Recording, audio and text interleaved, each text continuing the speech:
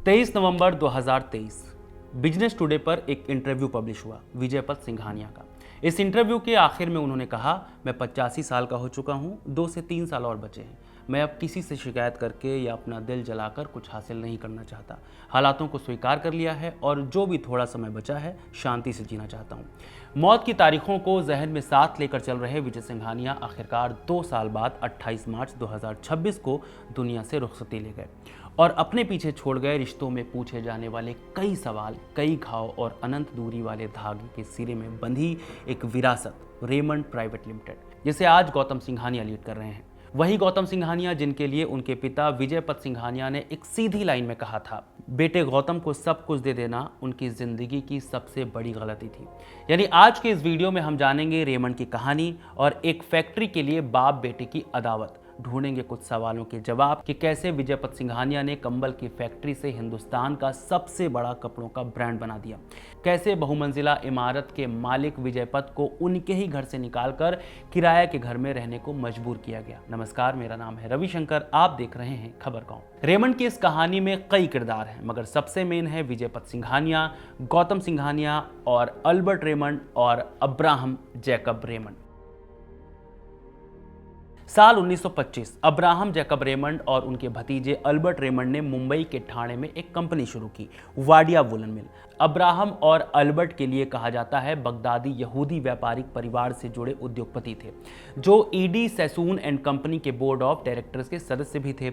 शुरुआत में दोनों ने वाडिया वुलन मिल में सेना के जवानों के लिए मोटे और खुरदुरे ऊनी कंबल बनाने शुरू किए, साथ ही सस्ते किस्म के ऊनी कपड़े। उस दौर में भारतीय बाजार पर ब्रिटिश कपड़ों का कब्जा था। ऐसे में ये मिल एक छोटे स्तर पर स्वदेशी विकल्प देने की कोशिश कर रही थी। फिर वक्त बदला और 1940 के दशक में हुई कानपुर के उद्योगपति सिंघानिया परिवार की एंट्री।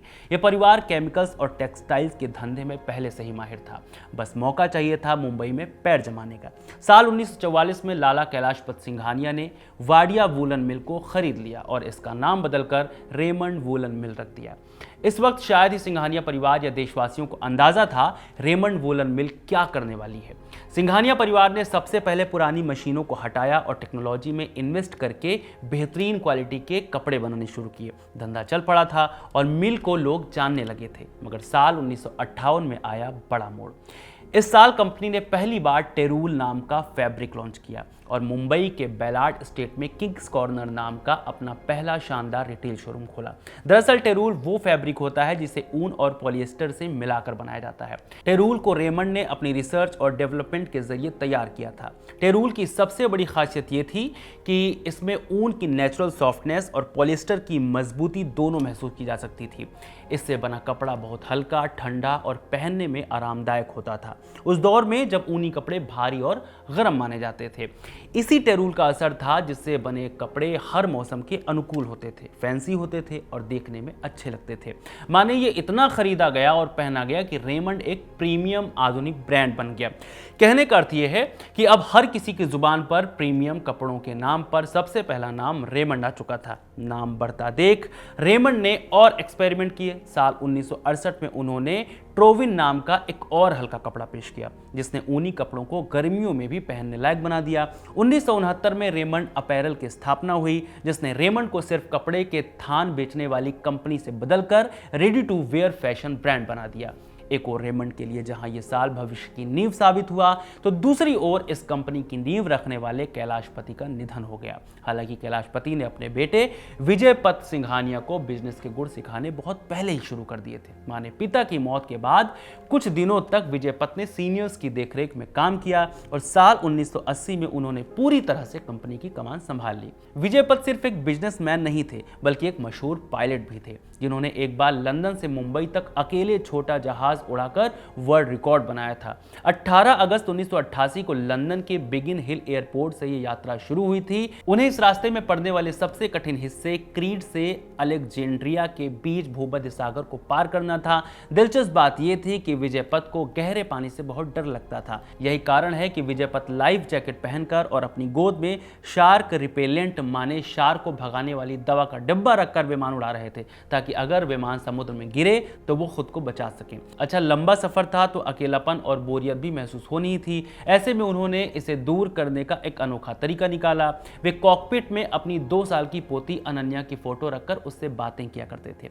कुल 23 दिनों के रोमांचक सफर, कई पड़ावों और लगभग 8,724 किलोमीटर की दूरी तय करने के बाद वो दिल्ली के सफदरजंग एयरपोर्ट पर उतरे। उन्होंने कुल 87 घंटे और 55 मिनट तक जहाज उड़ाकर माइक्रो लाइट विमान में स्पीड ओवर टाइम का वर्ल्ड रिकॉर्ड बनाया। इस दौरान दिल्ली पहुंचने पर विजयपथ सिंघानिया का स्वागत तत्कालीन मुख्यमंत्री शीला दीक्षित ने किया था। तब शीला दीक्षित पीएमओ में United nation commission of the status of women represent करती थी। इस पूरी कहानी को विजयपथ सिंघानिया ने अपनी किताब an angel in the cockpit में विस्तार से लिखा है। सिंघानिया के इस अद्भुत कारनामे के लिए भारत सरकार ने उन्हें साल 2001 में Tenzing Norgay national adventure award और कपड़ा उद्योग में विशेष योगदान में 2006 में पद्म भूषण से सम्मानित किया था। विजयपथ के लिए कहा जाता था वो कोई डिसीजन लेने से डरते नहीं थे, जिसका एक उदाहरण उनकी उड़ान थी। यही चीज काम आई उनके बिजनेस में। यही कारण है कि उनके दौर में रेमंड सिर्फ एक कपड़ा कंपनी नहीं रही, बल्कि उन्होंने इसे एक कॉन्ग्लोमेरेट माने कई कंपनियों को मिलाकर एक बड़ा औद्योगिक साम्राज्य बना दिया,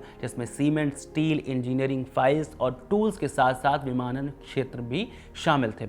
विजयपथ के नेतृत्व में ही 90 के दशक में रेमंड ने अपना मशहूर द कंप्लीट मैन विज्ञापन अभियान शुरू किया, जिसने मिडिल क्लास के पुरुषों के बीच रेमंड को भरोसे और संस्कार का प्रतीक बना दिया। रेमंड दुनिया की उन चुनिंदा कंपनियों में शामिल हो गई जो सुपर 250 जैसा दुनिया का सबसे महीन ऊनी कपड़ा बना सकती थी। सुपर 250 मतलब ऊन की क्वालिटी। दरअसल कपड़े के ऊन को माइक्रोन में नापा जाता है।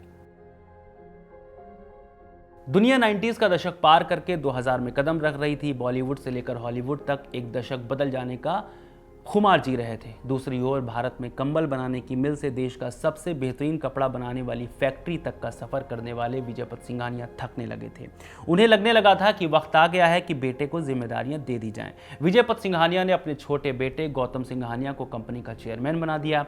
गौतम ठहरे नए विचारों वाले। उन्होंने कंपनी को रिस्ट्रक्चर करने का काम शुरू कर दिया। उन्होंने विजयपथ के शुरू किए गए कई कामों को बेच दिया जो रेमंड से अलग थे, जैसे सीमेंट डिवीजन, और फिर साल 2002 में स्टील ऑपरेशंस को कंपनी से अलग कर दिया। अपना पूरा ध्यान फैशन, कपड़ों और रियल एस्टेट पर लगा दिया। गौतम की लीडरशिप में रेमंड ने सिर्फ कपड़ा बनाने से आगे बढ़कर रेडी टू वेयर के बाजार में अपनी पकड़ मजबूत की। साल 2002 में कंपनी ने बी नाम से एक नया रिटेल फॉर्मेट लॉन्च किया। 2005 में कंपनी ने अपने प्रीमियम और लग्जरी ब्रांड मांजोनी और पार्क एवेन्यू के पहले एक्सक्लूसिव रिटेल शोरूम खोले। सिर्फ भारत में ही नहीं, गौतम ने रेमंड को ग्लोबल मार्केट में फैलाने के लिए भी कई बड़े कदम उठाए। इसी दौरान रेमंड ने डेनिम उत्पादन में भारी इन्वेस्ट किया और साल 2005 तक अपनी क्षमता बढ़ाकर 30 मिलियन मीटर सालाना कर ली। आगे भी कपड़ा बनाने की तकनीक में रेमंड ने अपनी बादशाहत कायम रखी और 2003 से 2004 के दौरान रेमंड दुनिया की उन गिनी चुनी कंपनियों में शामिल हो गई जो सुपर 210 और सुपर 220 ग्रेड का शुद्ध ऊनी कपड़ा बना सकती थी। आपको बता दें कि सुपर 210 या सुपर 220 जैसे नंबर कपड़ों में शामिल ऊन की माप होती है, जिसे माइक्रोन में मापा जाता है। माने जितना पतला ऊन उतना नरम होगा। इस तरह कंपनी आगे बढ़ी और साल 2006 में गुजरात में दुनिया का सबसे बड़ा integrated composite textile mill launch किया गया, जो 112 एकड़ में फैला था। दिन दोगुना रात चौगुना। रेमंड इन दिनों इसी कहावत को सार्थक कर रहा था, मगर तभी आया साल 2015 और सब कुछ बदल गया। माने कामयाबी के पीछे परिवार की कलह ऐसे सामने आई कि कभी सिंहासन पर बैठने वाले लोग जमीन पर आ गए। ये था विजयपथ सिंघानिया का एक फैसला जिसे वो अपनी जिंदगी की सबसे बड़ी भूल मानते हैं। फरवरी 2015 में विजयपथ सिंघानिया ने अपने हिस्से के पूरे 37.17% शेयर अपने बेटे गौतम सिंघानिया को तोहफे में दे दी थी, जिसकी कीमत थी करीब 1000 करोड़ रुपए या फिर इससे भी ज्यादा। जिससे नाराज होकर विजयपथ के बड़े बेटे मधुपति सिंघानिया के बच्चों ने अपने दादा के खिलाफ कोर्ट में केस कर दिया था। इस केस के केंद्र में था 1998 का एक पारिवारिक समझौता। बात दिसंबर 1998 की है। विजयपथ के बड़े बेटे मधुपति ने पिता के साथ संबंध तोड़ दिए और अपनी पत्नी अनुराधा और 4 बच्चों के साथ सिंगापुर जाकर बस गए। जाने से पहले उन्होंने एक पारिवारिक समझौते पर साइन किए, जिसके तहत उन्होंने अपने और अपने बच्चों के पारिवारिक संपत्ति पर सभी अधिकार छोड़ दिए। मधुपति ने अदालत में कहा था, मेरे पिता के साथ मेरे संबंध बहुत तनावपूर्ण थे और मैं अपने पिता द्वारा अपनी मां आशा देवी के साथ किए गए व्यवहार से दुखी था। इसके अलावा विजयपथ सिंघानिया ने अपने छोटे बेटे गौतम सिंघानिया सिंघानिया को रेमंड का एमडी बनाने का फैसला किया था, जो मेरा अपमान है। मुझे महसूस कराया गया कि मेरे पिता अक्सर मुझे मेरे छोटे भाई के खिलाफ खड़ा करते थे। ऐसे में मैं अपने भाई के नीचे काम करके और ज़्यादा अपमान नहीं सहना चाहता था, इसलिए अलग होने का रास्ता चुना। माने मधुपति रेमंड के बिजनेस में पार्टनर इसलिए नहीं रहे क्योंकि 1998 के समझौते के दौरान उन्होंने अपने अधिकारों का त्याग कर दिया था और इसके बदले उन्हें मुआवजा दिया गया था। इसी समझौते के तहत जब 2015 में विजयपत सिंघानिया ने संपत्ति बच्चों को दी तो उन्होंने रेमंड में अपनी पूरी 37.17% हिस्सेदारी गौतम को उपहार में दे दी। मधुपति तो पहले ही अपना हक छोड़ चुके थे। हालांकि मधुपति ने बाद में दावा किया था 1998 में मेरे पास संसाधनों की कमी थी और सिंगापुर जाने के भारी दबाव के कारण उन्हें उस समझौते पर हस्ताक्षर करने के लिए मजबूर किया गया था, जिसके कारण बच्चों के भविष्य पर पड़ने वाले असर के बारे में मैं सोच नहीं पाया था। मधुपति ने अपने बच्चों अनन्या, रसालिका, तारिणी और रायवधारी को आगे किया। इन बच्चों ने अपने दादा विजयपत के खिलाफ मामला दर्ज कर अपने अधिकारों की मांग की। साल 1998 के समझौते को चुनौती दी। इस चुनौती में बच्चों ने तर्क दिया कि साल 1998 में हुए समझौते में उनके अधिकारों को नजरअंदाज किया गया था जब वे नाबालिग थे। हमारे माता पिता को दादा की ओर से विरासत में मिले जन्मजात अधिकारों को छोड़ने का कोई कानूनी अधिकार नहीं था। हमें जन्म से ही सिंघानिया विरासत में मिली है और इसे छीना नहीं जा सकता। हालांकि मधुपति और उनके बच्चों के दावे इस बिना पर फेल रहे क्योंकि इन्होंने समझौता साइन कर लिया था और उसके एवज में मुआवजा भी ले लिया था। विजयपत सिंघानिया अपने बड़े बेटे की ओर से अचानक की गई बगावत से परेशान थे। उधर शेयर ट्रांसफर के कुछ समय बाद दूसरे बेटे से तनातनी शुरू हो गई। सारा विवाद शुरू हुआ एक घर को लेकर। मामला साल 2007 से शुरू होता है। विजयपत सिंघानिया और उनके बेटे गौतम सिंघानिया दोनों रेमंड में शेयर होल्डर्स थे। इनके बीच उस साल एक समझौता हुआ। समझौता ये कि जिस घर में रेमंड के संस्थापक विजयपत और एमडी गौतम सिंघानिया रह रहे थे उसका पुनर्विकास होगा। इमारत को बनाया जाएगा 37 मंजिला। इमारत में एमडी और बाकी शेयर होल्डर्स के फ्लैट के अलावा ऑफिस तो होगा ही, साथ में एक डुप्लेक्स फ्लैट अलॉट होगा विजयपत सिंघानिया को। जब इस डील पर समझौता हुआ उस वक्त फ्लैट की कीमत 9,000 रुपए स्क्वायर फीट थी, मगर जब माली हिल्स में ये 37 मंजिला इमारत बनकर 2016 में तैयार हुई तब तक इसमें 1 स्क्वायर फीट की कीमत हो चुकी थी 1 लाख के पार। माने जब विजयपत को उसी पुराने समझौते पर फ्लैट देने का वक्त आया तो गौतम सिंघानिया को नजर आया घाटा। उन्होंने तर्क दिया कि कंपनी की इतनी महंगी संपत्ति को इतने कम दाम पर देना शेयरधारकों के हितों के खिलाफ होगा। माने विजयपत सिंघानिया को उनके ही घर में एक कमरा भी नहीं दिया गया रहने के लिए और उन्हें घर से निकाल दिया गया। क्योंकि लड़ाई अपनी मेहनत से बनाए घर की थी तो विजयपत ने कोर्ट का रुख किया। वरिष्ठ अधिवक्ता दिनयार मदन ने उनकी पैरवी की। कोर्ट में मदन ने विजयपत की स्थिति को बेहद दयनीय बताते हुए कहा वे अब पाई पाई को मोहताज हैं और ऐसे ही जीवन जी रहे हैं। गौतम ने न केवल फ्लैट देने से मना किया बल्कि विजयपत से गाड़ी और ड्राइवर जैसी बुनियादी सुविधाएं भी छीन ली हैं।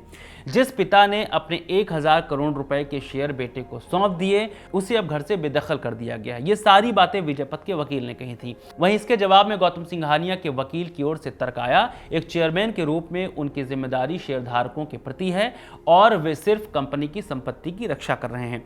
सुनवाइयां चलती रही मगर अगस्त 2017 सुनवाइयों ने काफी सुर्खियां बटोरी। बॉम्बे हाई कोर्ट ने इस मामले की गंभीरता को देखते हुए 16 अगस्त 2017 तक गौतम सिंघानिया को अपना जवाब दाखिल करने का समय दिया था। इसके बाद मामले की अगली सुनवाई 22 अगस्त 2017 को तय की गई थी। सुनवाई के दौरान जज ने दोनों पक्षों को यह नसीहत दी कि वे इस पारिवारिक विवाद को अदालत के बाहर आपसी सहमति से सुलझाने की कोशिश करें, जो कभी संभव नहीं हो सका। इस पर विजयपत सिंघानिया आरोप लगाते रहे, मेरे बेटे ने मुझे इमोशनल ब्लैकमेल करके शेयर हड़प लिए और अब उन्हें बेघर कर दिया गया। इस कोर्ट कचहरी और विवाद के बीच आखिरकार विजयपत को अपना आलीशान 37 मंजिला बंगला जेके हाउस छोड़कर किराए के घर में रहना पड़ा। माने जिस शख्स ने कभी मुकेश अंबानी से भी ऊंचा घर बनाया था उसे अपने आखिरी सालों में दक्षिण मुंबई की ग्रैंड पराडी सोसाइटी में एक किराए के घर में गुजारने पड़े। यह घर करीब 4,000 स्क्वायर फीट का था, जिसका किराया वे हर महीने 7 लाख रुपए देते थे।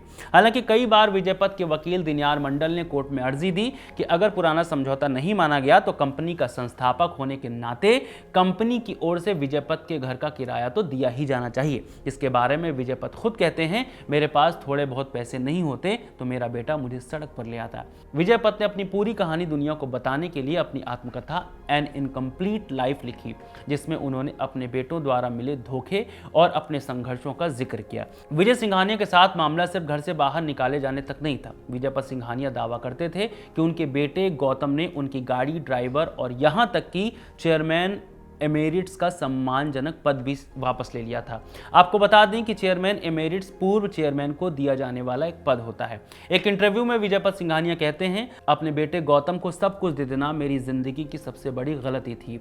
एक समय मेरे पास बहुत पैसा और ताकत थी, लेकिन मैंने कभी इसे अपने सिर चढ़ने नहीं दिया। पैसा अहंकार और घमंड लाता है, जो मेरे बेटे में साफ दिखता है। सिंघानिया परिवार का झगड़ा सिर्फ बाप बेटे तक सीमित नहीं था, बल्कि गौतम सिंघानिया और उनकी पत्नी नवाज मोदी के बीच तलाक को लेकर भी खूब विवाद हुआ। गौतम और उनकी पत्नी नवाज मोदी के बीच विवाद साल 2023 में तब सार्वजनिक हुआ जब नवाज को कंपनी की एक दिवाली पार्टी में एंट्री से रोक दिया गया और इसका वीडियो सोशल मीडिया पर खूब वायरल हुआ। इसके तुरंत बाद 13 नवंबर 2023 को गौतम सिंघानिया ने 32 साल के रिश्ते को खत्म करने का मन बना लिया।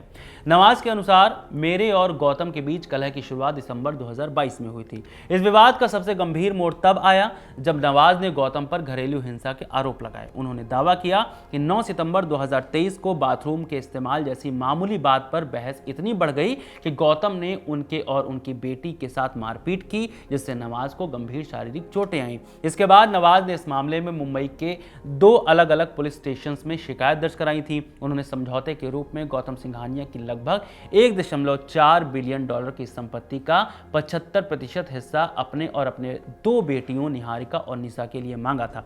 नवाज का कहना था, मैं अपनी बेटियों के फाइनेंशियल भविष्य को सुरक्षित करने के लिए ये मांग कर रही हूं और चाहती हूं कि संपत्ति को एक इर्रेवोकेबल ट्रस्ट में ट्रांसफर किया जाए। हालांकि अप्रैल 2025 की रिपोर्ट्स के अनुसार इस कड़वे विवाद का अंत हुआ और दोनों ने अपने मतभेद सुलझाकर फिर से जेके हाउस में साथ रहने का फैसला किया, जहां उन्होंने संपत्ति के उत्तराधिकारी पर भी सहमति बना ली। एक और घर के कलेश, समझौता और दूसरी ओर रेमंड चलाने की जिम्मेदारी गौतम सिंघानिया के लिए भी आसान नहीं था। साल 2020 में कोरोना आया तो बाकी बिजनेस की तरह रेमंड भी हिल गया था। कोरोना महामारी के बाद रेमंड ने जिस तरह से वापसी की है, उसे व्यापार की दुनिया में रेमंड रिनेंसा माने एक नई शुरुआत कहा गया। कंपनी ने अपनी जड़ों पर लौटते हुए फिजूल खर्चों में भारी कटौती की और प्री कोविड के मुकाबले करीब 453 करोड़ रुपए बचाए। इस समझदारी और सटीक रणनीति का नतीजा ये रहा कि फाइनेंशियल ईयर 2021-22 में रेमंड ने पिछले 10 सालों में सबसे ज़्यादा मुनाफा कमाया। कंपनी ने अपने कर्ज को भी काफ़ी कम किया, जिससे उनकी आर्थिक नींव पहले से कहीं ज़्यादा मजबूत हो गई।